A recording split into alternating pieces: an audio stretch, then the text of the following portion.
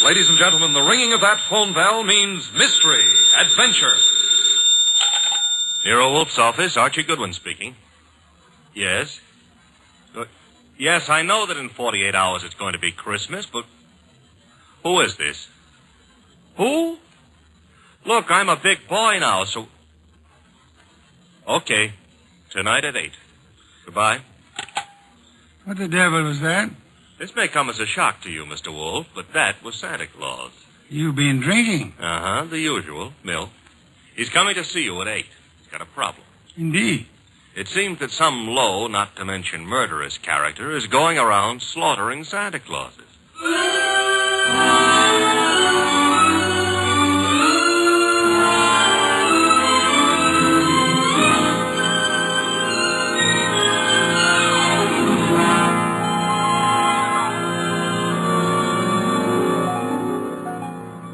Ladies and gentlemen, it's the bulkiest, balkiest, smartest, and most unpredictable detective in the world. That chair-born genius, Nero Wolfe. Created by Rex Stott and brought to you in a new series of adventures over this NBC network in the person of Mr. Sidney Greenstreet.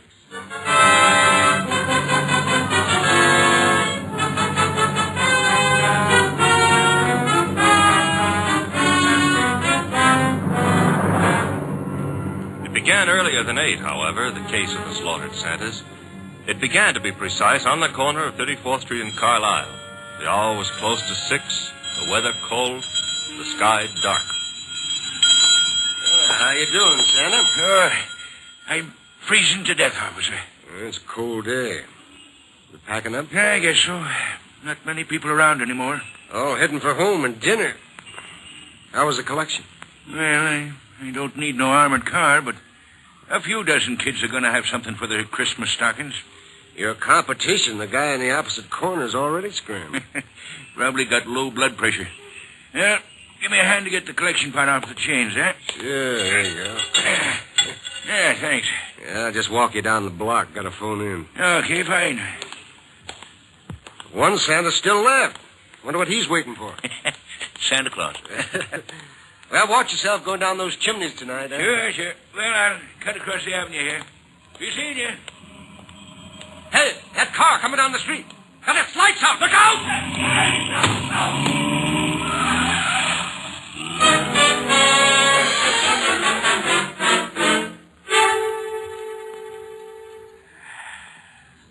Hey, Peg. Huh? Did I ever tell you I love you? Oh, it's not me you love. It's a hot soup. Nah, you're not the only woman who can cook a dish of soup. Huh? It helps, though. I'm just beginning to thaw out. Yeah, that's a cold corner you play Santa Claus on. Well, don't hurt to make a few bucks. I ain't done so good this past year. Well, maybe the next year will be... Oh, well. Besides, I kind of like it, you know. Kids asking questions all day long. Yeah. You know, I wonder how they figure the other two Santas at the intersection. Kids think of only one thing at a time. More soup? Sure, Peg. You know, one of them other Santas got hit by a car tonight. Oh? Yeah, packed up a few minutes before I did, started crossing the avenue, and bang! Hit-and-run driver. Oh, gosh, that's too bad. Was he hurt? Yes, he was killed. Here's your soup. Oh, with traffic the way it is nowadays. Well, I better take a look at the stew. Somebody at the door. I'll get it, Peg. Okay. Yeah, what? Oh! Mike!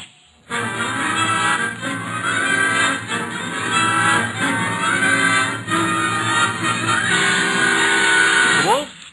Yes, Archie? I've been thinking. Good heavens. Oh, I admit it won't bring about a national emergency. But, Mr. Wolfe, Christmas is only a couple of days away. If you're hinting about your present... No. I was just imagining you behind a team of reindeer. Your imagination is morbid. You'd make a wonderful Santa Claus. Really? You got the perfect build for it. Of course, as for character... Archie. Yeah? Can you picture me scrambling down a chimney? Well, they might have to build bigger chimneys, but... Bah. There's that, too. However... That is the front door. True. I was thinking... You might see who it is. Well, if nobody's been lying to me on the phone, that'll be Santa Claus. Let him in. But I haven't decided what I want for Christmas yet, Mr. Wolfe. For example, should she be blonde or brunette, tall or short? Archie. On my way. Good evening. I dislike dawdling on anyone's doorstep. Well, stop dawdling. Come in, please. Mr. Wolfe has been warned of my arrival. He has. Through here. Mr. Wolfe, this is, Santa Claus? My name is Barton, John Barton. How do you do, sir? I have no time for the social graces, Mr. Wolfe. I'm about to be murdered. Howdy, in my house, I have objections. I'm a frightened man, Mr. Wolfe. Indeed. This costume you see me in is responsible for it all. Why are you in it? I had a notion it might be, well, entertaining to play Santa Claus in public. I'm a wealthy man, sir. I can afford to have whims. Therefore, I have assumed this masquerade. However, it apparently is going to be the death of me. Mr. Barton, you have adequately conveyed an atmosphere and an emotion. I suggest you concentrate on facts now. Very well. I have been acting as Santa Claus for the Tuberculosis Fund. My station is the corner of 34th Street and Carlisle Avenue. I might add the northeast corner. Why? Because at that intersection there have been two other Santa Clauses. One on the southeast corner and one on the southwest corner. 3 Santa Clauses, then, on 3 corners. Yes. Now then, earlier tonight, the man on the southwest corner started home. He was crossing the avenue when he was run down and killed by an automobile. A regrettable accident. The car was running without lights. It deliberately ran the fellow down and then vanished. Not an accident, Mr. Wolfe. You saw this yourself? I did. 1 Santa Claus dead. The man on the southeast corner got home all right. According to the radio news flash, that's where he was killed by bullets. Coincidence? Possibly, but I wouldn't want to risk my life on the chance. This is Friday night. In the nature of things, you would have made 2 more appearances. Very well, Mr. Barton. I'll write you a check as a retainer, then hurry along home. I'm late now. No. I beg your pardon. You will neither hurry home nor notify anyone at your home of your whereabouts. But you will remain here until such time as I think it's safe for you to leave. The house is well guarded. I can't do that. In which case, I cannot accept you as a client. I fail to understand. Mr. Barton, it is very easy to murder someone. Avoiding the consequences of such an action is something else again. However, I'm assuming that you're not primarily interested in what happens to your murderer after you're dead. Of course not. Therefore, you will remain here. Archie? Yep. First, the corner of 34th and Carlisle, a complete report. But that's nonsense. The corner will be deserted now. Mr. Barton, you're hiring my intelligence. You will therefore permit me to use it as I see fit. A complete report, Archie. Right, sir. You will then visit Inspector Crane at headquarters. You will, in whatever manner you find effective, collect all the police information about the 2 already murdered Santas. Fine. The manner, I think, will be applying a blowtorch to the inspector's toes. Your levity is ill-timed. The inspector is likely to throw me out of my ear. Your problem. My ear? And on your way home, you might stop in at Mr. Barton's place. I don't see any purpose in that. Mr. Barton, there is a basic problem to which we must find an answer. Whether those 2 men were murdered because they were Santa Clauses, or because their deaths were merely preliminaries to yours. Archie, I suggest haste. Yes, sir. And avoid blondes. Hmm? I would like you to be home in time for Christmas.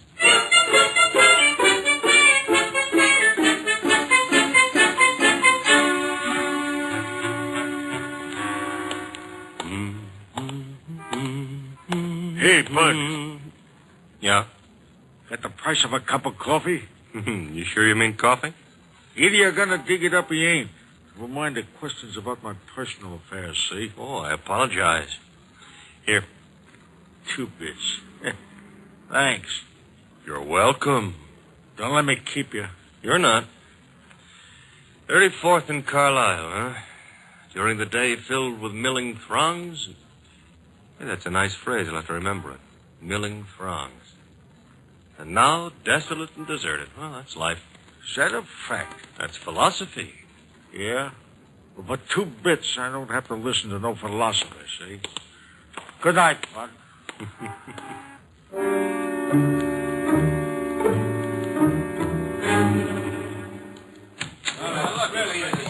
Uh-oh. The inspector's got company. If all you reporters will shut up and ask your questions one by one, I'll answer. Inspector Kramer, it's true a couple of Santa Clauses have been knocked off tonight? It's true that 2 men who have been employed as Santa Claus by charitable organizations have been murdered, yes. Any connection between those 2 guys, or does somebody just hate Santa Claus? Well, so far as we know, there is no connection. That means it could be maybe some kind of maniac who decided he doesn't like Christmas or Santa Claus. Is that right? The department is investigating along those lines. Like how? Well, we're checking all the local asylums for possible escaped lunatics. Yeah, but Inspector, suppose this nut has never been in an asylum. That'll be all, boys. Oh, but listen. I said that'll be all now. Anything new comes in, you'll get it, understand? Good one. Hello, Inspector. Yeah, I spotted you coming in. What happened? You decided to reform and got a job on a paper? Nope. I'm a public-spirited citizen, that's all. Yeah, I could add a few things to that description with practically no strain at all. Mr. Wolfe and I are very sentimental about Christmas. We object to Santa Claus being killed. Nuts. Oh, Inspector, aren't you in favor of Christmas? I'm in favor of Christmas. I'm in favor of motherhood. Leave motherhood out of this. Neither of us are mothers. Our chances of becoming mothers aren't too good either. And furthermore... Okay, you're not giving, so get out of here. Thank you, Inspector. But Goodwin, Yeah? in case Wolf decides to send me something for Christmas, you know what I wish he'd send me? What? Your head.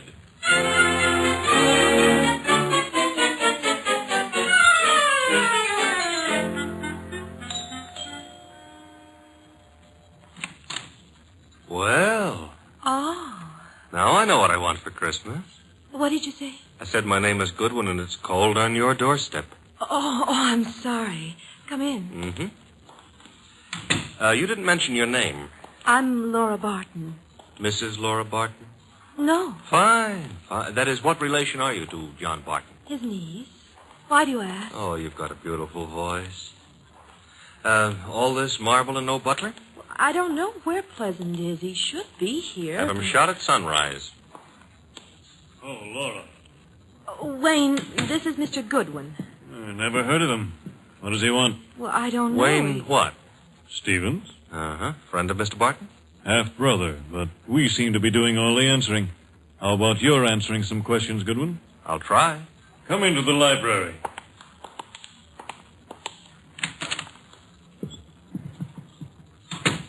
What do you want? For Christmas? Erase that. I would like to see Mr. Barton.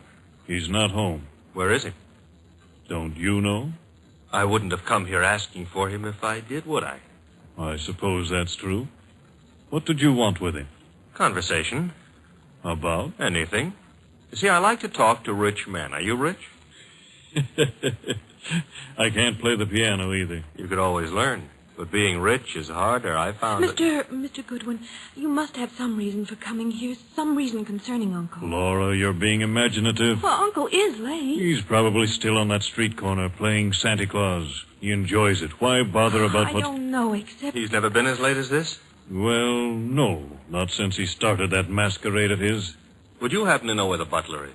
Out getting drunk, I suspect. He was in the kitchen a little while ago. Disappeared. Pleasant likes to look on the wine when it's red. Or even when it's rye. No, I take that back. Oh, you do? He prefers Irish whiskey. We don't stock it. Therefore... Oh, too bad. I better run along. Good night, Mr. Stevens. Miss Barton. Good night. I'll see you out.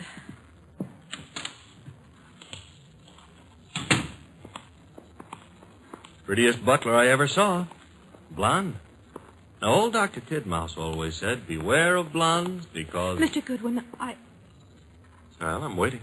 Well, Mr. Goodwin, you must know something about Uncle. Something you didn't want to tell us. Makes you think so. Well, otherwise your visit was just pointless. Let's suppose I know. Now, I might be a kidnapper. Oh, no. My honest brown eyes. Your first name is Archie, isn't it? Archie? Archie Goodwin. Goes together nicely, don't you think? You work for Nero Wolfe. You're going back to him now? I might be, but then again, I might be going to the movies. I recognized you. Your pictures have been in the papers. Take me with you to see Mr. Wolfe. You can trust me. I never trust blondes. That's unfair. Well, no, I don't trust brunettes either. Furthermore, I'm not sure Mr. Wolfe would want to see you, so So? So why don't you, trail me home,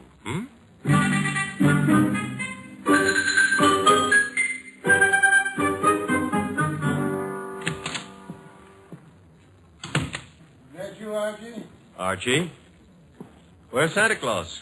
Guest room. He was tired. What, I've been trailed home. Indeed? By a blonde. Ooh. All right, I admit I didn't make any strenuous effort to shake her off, but she trailed... Where is she? Outside. Good. Your report. Oh, but she might freeze to death out there. That's her problem. Your report, Archie. It's short and simple. It would be simple. I haven't got time to resent that. A blonde is dying. As for the report, corner of 34th and Carlisle is a very quiet spot at night. No one was around, but a bum who got into me for a quarter. For coffee, he said. You will not put that quarter on the expense account. Stop worrying. That was a private gesture. There were 4 corners. Corner number 1 had a dress shop on it. Corner number 2, a drugstore with a beautiful redhead in the window making with a hair rinse. The ad said her name was Noreen, but it didn't give her phone number. Archie. 3rd corner was devoted to a shoe store, and the 4th corner had a bank on it. A bank? Uh-huh. Kind of thought we'd have a pause at that point. Mean something? Inspector Kramer's information consisted Oh, of... you're being coy. Kramer furnished the information the police could find no connection between the 2 murdered Santas. Except for the fact that they were both playing Santa Claus. Isn't that a little on the obvious side? This is an obvious case. The Barton home, Archie. Marble and old lace. The butler, his name is Pleasant, was among those missing. Among those present, Laura Barton, the old man's niece, and Wayne Stevens, his half-brother. Ah. Yeah, only for Laura. Stevens was not at all pretty. It was Laura Barton who followed you here. It was Laura. Archie, go upstairs and... Oh, now, wait a minute. The girl, the weather, common humanity demands that you have... Hurry. You speak for yourself, not humanity. I'm human.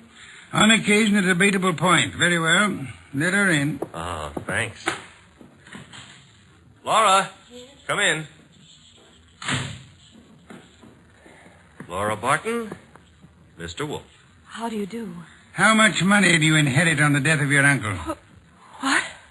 That is known as the shock treatment. However, I need an answer. Uncle isn't dead, is he? That, for the moment, is irrelevant. How much? Half his estate. The other half? Wayne, Uncle's half-brother. Very well. Archie, will you go upstairs and inform Mr. Barton that his niece is here? Uncle is here? On my way.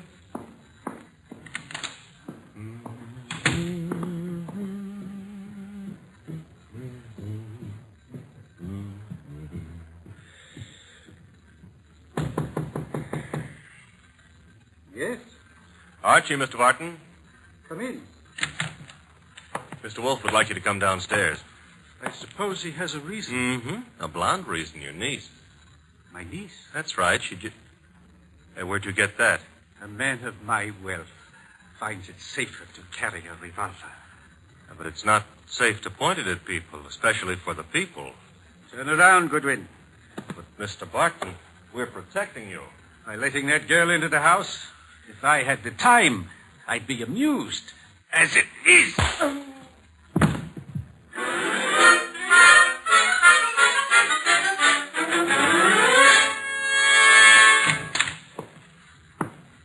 Archie, you been drunk? Good heaven. Uh-huh. Santa Claus came early. Your head. Which one are you referring to, my own or the one Santa gave me? You had better sit. No, I had enough trouble getting up a little while ago. I'm staying out of any positions in which I might have to do that again. Mr. Barton is among the missing. Indeed. Mm-hmm. Hit me on the head and used the back exit. I checked with Fritz in the kitchen on the way here. He offered a reason for his peculiar behavior? Laura Barton. So? I don't understand. Uncle wouldn't do... Uncle apparently has. He also, would appear, fancies himself in costume. Well, he used to be very much interested in the stage. He acted for a while a long time ago till the family objected. Archie? Got it. Nero Wolfe's office. Archie Goodwin speaking. You recite very nicely, Goodwin. This is Kramer. Let me have Wolfe, huh? Mr. Wolfe? Inspector Kramer. Yes, Inspector? The papers haven't been carrying it, Wolfe, but you're working on the Santa Claus case, aren't you? Possibility? You didn't send Goodwin down to headquarters on a possibility. Never mind. We're working on a line down here, Wolfe. Now, look, if it doesn't strain your professional ethics, you might be able to help. How? There's a bank on the corner of 34th Street and Carlisle. We got the thought that suppose a gang was preparing to take that bank tomorrow morning. Those Santa Clauses have been on the corner for nearly a week now. They might have noticed something about the bank's routine, guards or what have you, that could interfere with the gang's plan. A mighty ingenious and imaginative thought, Inspector. Hey, you didn't say yes or no. I have at the moment no opinion. That's all you're going to give us? At the moment. However, Inspector, in a very little while I shall give you, the murderer. Archie, Miss Parton will remain here. As for you... Yeah? You return to 34th Street and find our coffee-loving friend. You will persuade him in whatever manner you think best to return here with you. Huh? Yes. You know, I think it possible you may be able to put that quarter on the expense account after all.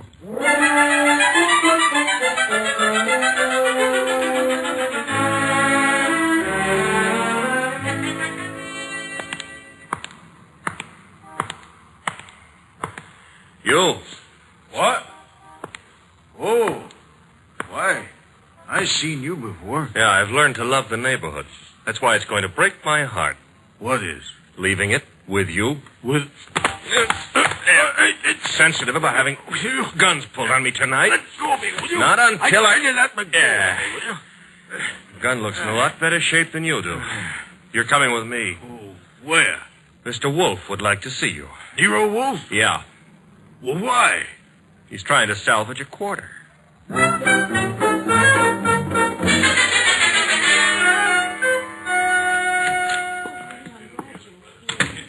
Archie. Uh-huh. Complete with, he wouldn't give his name. He did have a gun to it, though.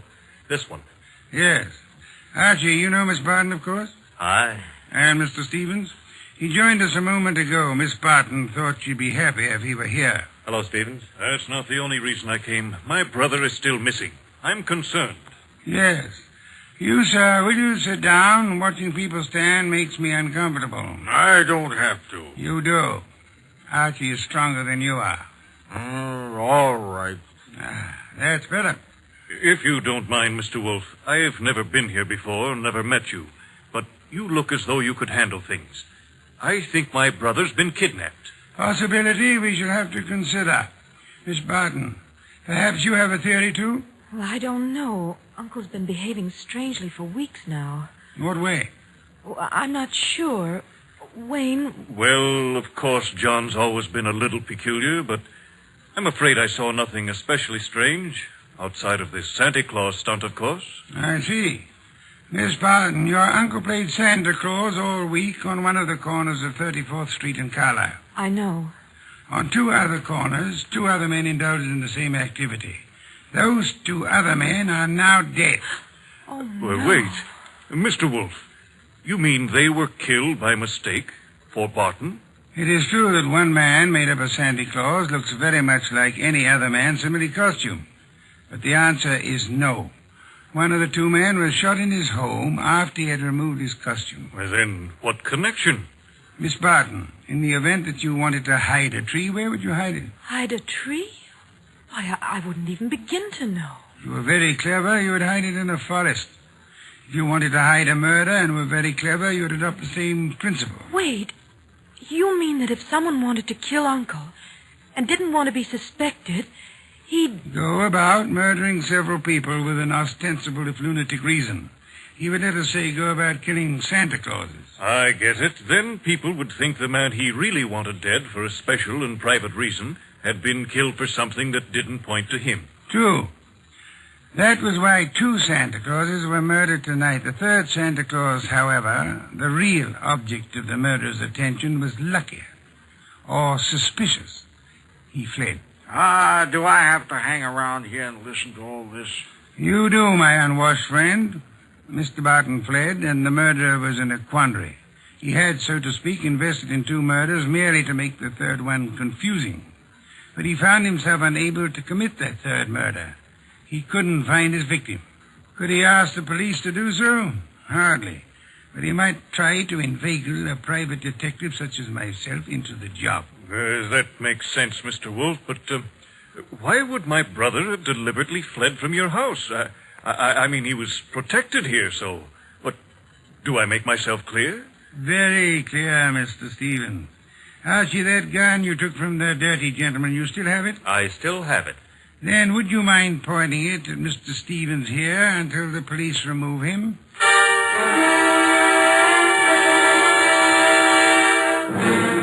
All right, come along, Stevens. Well, that's the end of Mr. Stevens. Inspector Kramer will take good care of him from now on. But now, Mr. Wolfe, Laura and me and the refugee from a washcloth over here would still like to know how and why and who was involved. I knew two people had a motive for John Barton's death. Laura Barton and Wayne Stevens. One of them proceeded to kill Santa Clauses in the hope that the police would assume those killings to be the work of a lunatic. The paper certainly hopped on that assumption. Yes. However, John Barton, aware that his life was in danger, escaped his murderer and hid. In this house? No. A man in Santa Claus costume came here and said he was Barton. However, he was an obvious imposter. He proved that by his flight when his niece came here. You mean he could fool you, but he knew he wouldn't be able to fool me, so... Precisely, therefore, was not Barton. Who was it? Who else had disappeared at the propitious moment? The butler, Pleasant. True. I distrust coincidence. Stevens needed an accomplice, hence he sent Pleasant here. And Pleasant would give you a song and dance about Barton's danger and then scram. You'd start investigating, discover Barton was missing, try to find him, and lead Stevens to his victim, huh? I frustrated that part of the plan by insisting on Pleasant's remaining here, which he did until... That part of it's fine.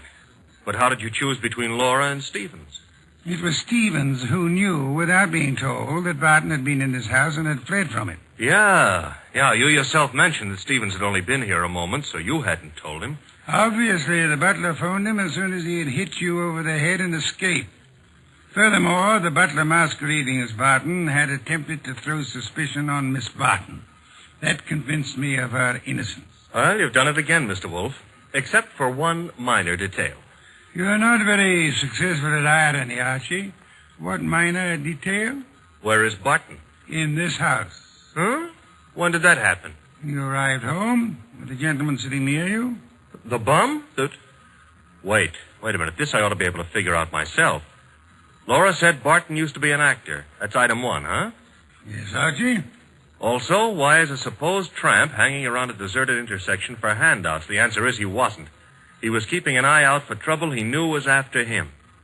Oh, so it turns out I gave a quarter to a millionaire. Uncle, your uncle. Well, that is... I know, my dear. Yes, I'm Uncle. I did rather a decent job, didn't I? No one recognized me. Except, of course, you, Mr. Wolfe. Not recognition, Mr. Barton. Logic. Archie, open some beer for us. Yes, sir. Logic, eh? Well, whatever it was, Mr. Wolfe, I owe you a good deal. How can I ever repay you? Oddly enough, the answer is simplicity itself. Make out a check.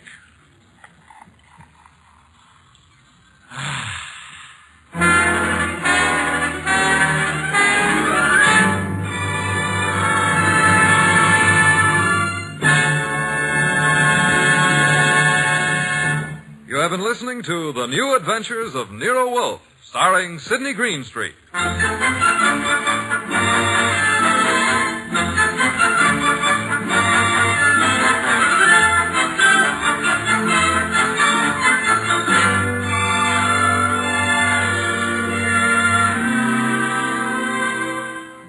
Tonight's transcribed story was based on the characters created by Rex Stout.